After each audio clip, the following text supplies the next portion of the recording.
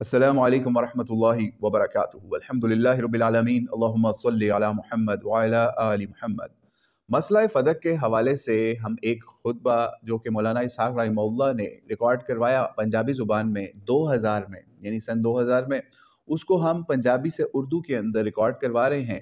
تو اس سلسلے کی آج دوسری نشست ہے۔ پہلی نشست کے اندر ہم نے فدق کے حوالے سے بات کی کہ مولانا نے جو بتایا کہ اس کا محل وقوع کیا ہے، اس کی پروننسیشن کیا ہے، اہل سنت و اہل تشیع کے دلائل کیا ہیں اور ان کی روایات کا حال کیا ہے۔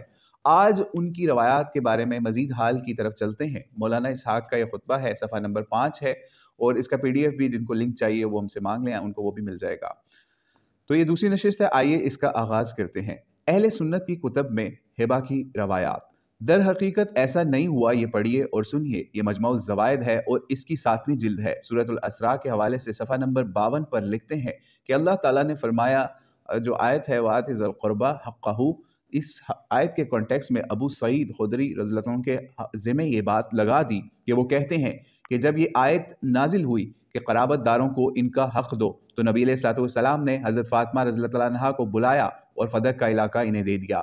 آگے لکھتے ہیں کہ روا تبرانی نے اپنی کتاب میں اسے درج کیا، مگر ابو سعید خدری سے جو بندہ یہ بات بیان کرتا ہے، اس کا نام ہے عطیہ بن سعد العوفی، وہ ضعیف اور متروک ہے اور اتنا کمزور ہے کہ حدیث کے عالموں نے اسے چھوڑ دیا ہے، اس کی کوئی بات قابل اعتبار نہیں۔ تو یہ اہل سنت کی کتابوں کا حال ہے۔ سنی کتب میں بھی جدھر بھی یہ لکھا ہے صرف اسے عطیہ ہی بیان کرتا ہے، حضرت ابو سعید کے حوالے سے اور کوئی بھی صحیح روایت موجود نہیں۔ یہ اہل سنت کے حوالے سے بیان کیا، اس کا ریفرنس بھی آپ کو انشاءاللہ اسکرین پہ ملے گا۔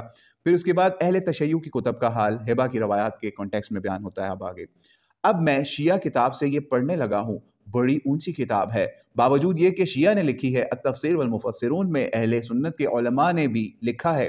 یہ اتنا باادب اور عالم فاضل بندہ ہے کہ اس جیسا شاید ہی کوئی عالم پیدا ہوا ہو۔ مجموع البیان اپنی صدی تک اس نے جو شیعوں نے تفسیر کی اور جو اہل سنت نے تفسیر کی، سب کو اکٹھا کر دیا، یعنی مجموع البیان کتاب کے اندر، اور اتنی بڑی کتاب بنا دی ہے کہ اب کسی اور طرف جانے کی ضرورت ہی نہیں۔ اور دونوں گروہ کے لوگ ایک ہی کتاب سے معلوم کر لیں کہ سنی فلاں آیت کے بارے میں کیا تفسیر کرتے ہیں اور شیعہ کیا کرتے ہیں۔ تو یہ مجموع البیان ہے الشیخ ابو علی ابو الفضل محمد بن طبرسی کی۔ یہ بھی اس آیت کے بعد یہی بات لکھتے ہیں، یہی کہانی ہے اور یہی لوگ ہیں۔ تو شیخ اس سلسلے میں سند لکھتے ہیں، پہلے کافی لمبی سند ہے، پھر ان فضیل بن مرزوق ان عطیہ العوفی ان ابی سعید خدری کے یہ جب یعنی ان کی سند بیان کرنے کے بعد کہتے ہیں کہ جب یہ آیت اتری وآتی ذی القربیٰ حقہ، تو رسول اللہ صلی اللہ علیہ وسلم نے حضرت فاطمہ رضی اللہ تعالیٰ عنہا کو فدق دے دیا، یعنی یہ اس کے اندر بھی وہی راوی آ رہا ہے جس کا پہلے مولانا بیان کر چکے۔ آگے کہتے ہیں کہ اہل سنت کی کتب رجال میں عطیہ اور فضیل کا ذکر، یہاں پر بھی وہی عطیہ بن سعد العوفی ہے اور اس کے ساتھ ایک اور آدمی ہے جس کا نام فضیل بن مرزوق ہے، جس کے بارے میں امام ذہبی علیہ رحمہ فرماتے ہیں کہ فضیل بن مرزوق کا شیعہ ہونا ایک الگ بات ہے، اس پر کوئی اعتراض نہیں، لیکن یہ ضعیف ہے۔ امام نسائی فرماتے ہیں یہ شخص ضعیف ہے، لیکن اس کا استاد عطیہ اس سے بھی زیادہ ضعیف ہے۔ امام ابن حبان فرماتے ہیں کہ فضیل بن مرزوق عطیہ کا نام لے کر جعلی اور من گھڑت حدیثیں سناتا تھا۔ آگے اہل تشیع کی کتب الرجال میں عطیہ اور فضائل کا ذکر آ رہا ہے۔ میں پہلے ہی کہہ چکا ہوں کہ صرف سنیوں کے کہنے پر ہی ہم کہہ دیں کہ یہ شخص اتنا ضعیف اور کذاب تھا تو اس کا اعتبار سنی تو کر لیں گے مگر شیعہ نہیں کریں گے۔ وہ کہیں گے آپ نے تو کہنا ہی ہے، ہمارے نزدیک کے بندے یہ معتبر ہیں، تو اس کے لیے میں شیعہ کا حوالہ دیتا ہوں۔ یہ 3 جلدوں میں ایک کتاب ہے، جیسے ہم نے راوی پرکھے ہیں اسی طرح ان کی کتاب تنقیح المقال فی علم الرجال، جس میں انہوں نے راویوں کو چھان دیا ہے کہ کون معتبر ہے اور کون نہیں۔ تو اس میں فضیل ابن مرزوق کا بھی ذکر آتا ہے، اور یہ عطیہ کیسے راوی ہیں، تو بجائے ہم اپنی بات مسلط کریں، انہی شیعہ کے بڑے علامہ امام خانی فرماتے ہیں کہ عطیہ بھی ٹھیک نہیں اور فضیل بن مرزوق بھی ٹھیک نہیں۔ عطیہ العوفی امامیہ مجہول، یہ نوٹ کر لیں، صفحہ نمبر 102 ہے اور جلد نمبر 1 ہے، راوی کا نمبر 7941 ہے، جہاں اس کے پورے حالات درج ہیں۔ یہ شیعہ ہے لیکن اس کے سر پیر کا کوئی پتہ ہی نہیں، نہ ہی اس کے کوئی حالات ملتے ہیں۔ آگے فضیل بن مرزوق کا ذکر ہے، اس کے بارے میں کتاب میں لکھا ہے کہ فضیل بن مرزوق العنزی الکوفی امامیان مجہول، ترجمہ اس کا یہ ہے کہ راوی شیعہ ہے مگر اس کے سر پیر اور اس کے حالات معلوم نہیں۔ یہ صفحہ نمبر 122 پر ہے۔ رسول اللہ صلی اللہ علیہ وسلم کا سیدہ کو فدق ہوا کرنے کی والی روایات پر خلاصہ کلام، یعنی پہلے سنی اور شیعہ رجال کے حوالے سے بتا چکے مولانا اسحاق کہ ان کے اندر کیا پرابلم ہے اور وہ کس طریقے سے ضعیف ہیں یا قابل قبول راوی نہیں ہے۔ آگے رسول اللہ صلی اللہ علیہ وسلم کا سیدہ کو فدق ہوا کرنے والی روایات پر خلاصہ کلام، یہ دونوں راوی ہیں جنہوں نے یہ کہانی بیان کی اور دونوں کا حال ہم نے بیان کر دیا۔ یہ دونوں شیعہ ضرور ہیں لیکن مجہول اور گمنام ہیں، ان کے نیک اور بد ہونے کا کوئی پتہ نہیں، اس لیے ان کے سہارے پر یہ کہانی تسلیم نہیں کی جا سکتی۔ گواہی کی بحث کہ گواہی تھوڑی تھی یا قبضہ نہیں تھا یا وصیت نہیں تھی، یہ بالکل پاؤں تلے روندنے والی باتیں ہیں۔ میرے سامنے کوئی آئے میں ان دلائل کو اڑا کر رکھ دوں گا، یہ باتیں خود اہل سنت کی کتب میں موجود ہیں، ان کی ردی برابر حیثیت نہیں، لہٰذا یہ کوئی جواب نہیں۔ اصل جواب یہ ہے کہ ہبہ کی روایات صحیح سند کے ساتھ ثابت نہیں، یہ بنیادی جواب ہے۔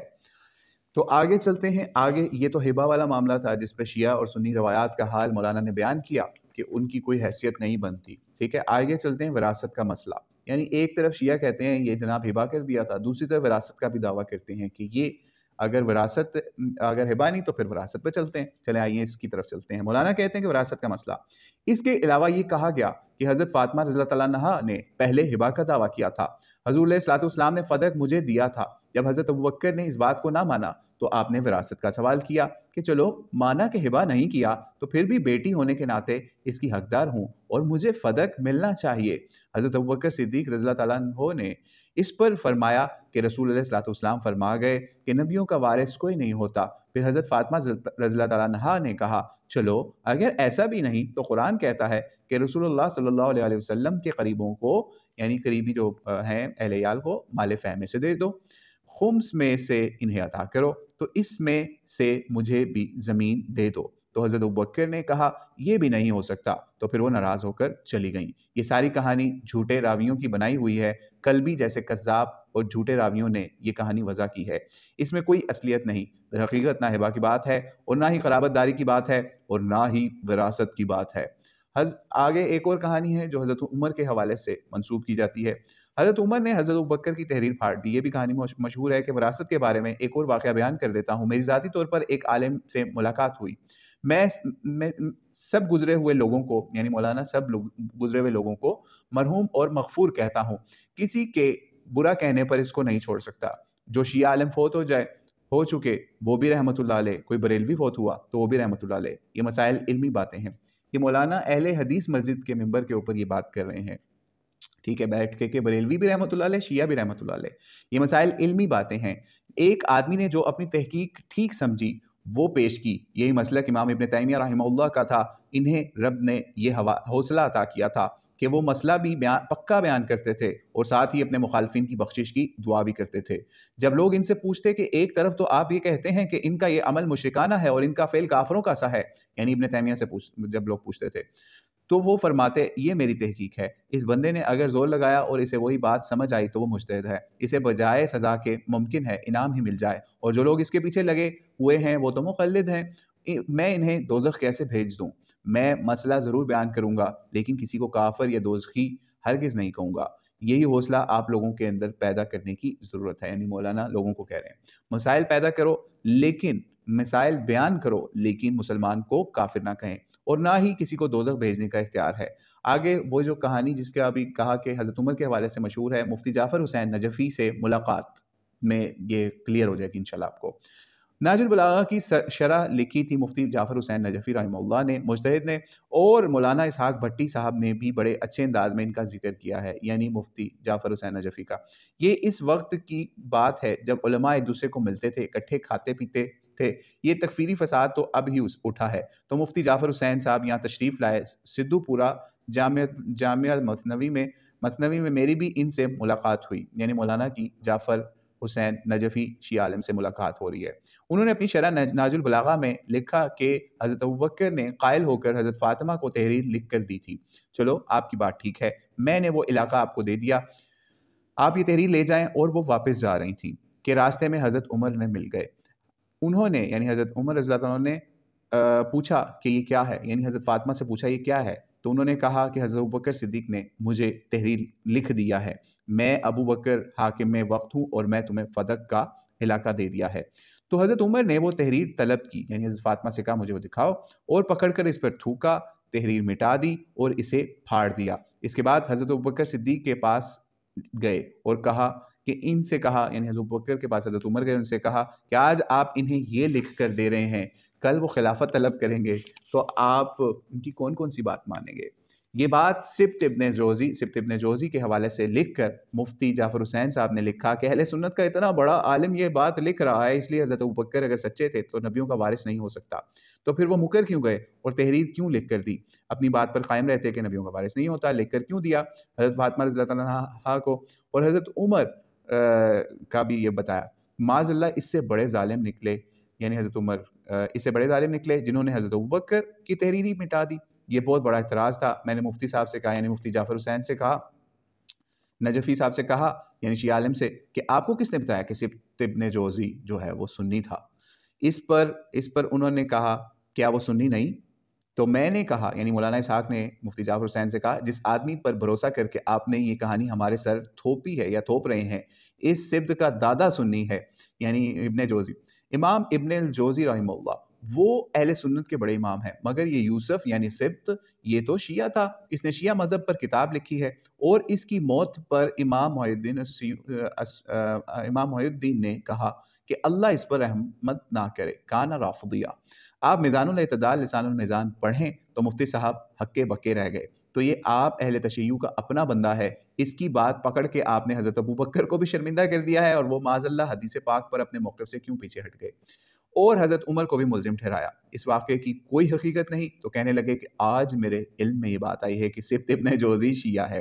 تو بھائیو، سبط ابن جوزی سنی نہیں، تو یہ کہانی بھی اہل تشیع کی اپنی وضع کردہ ہے، اور یہ بھی صحیح نہیں ہے، اگرچہ یہ کہانی آپ یعنی اہل تشیع کی ہے، مگر اس کی حقیقت کے بارے میں بھی بیان کر دیتا ہوں۔